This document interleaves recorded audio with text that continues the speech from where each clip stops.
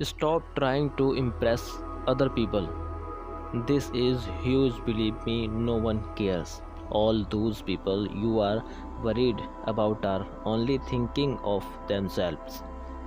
They are worried about what you are thinking about them. We Colombo wear a funky raincoat and drive a beater. Don't we overage?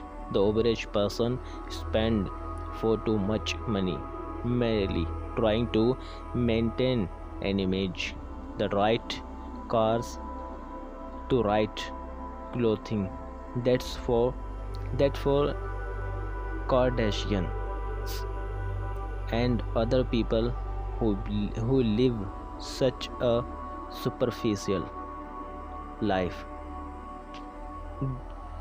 that they are fun to watch self destruct. You will learn this so much of what we buy has more to do with impressing others than it does not do with purchasing something that we actually want and enjoy.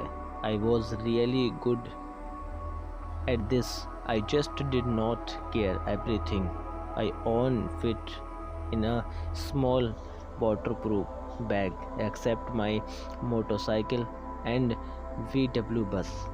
A, a couple of pair of jeans, hiking boots, to shirt, puffy check and these.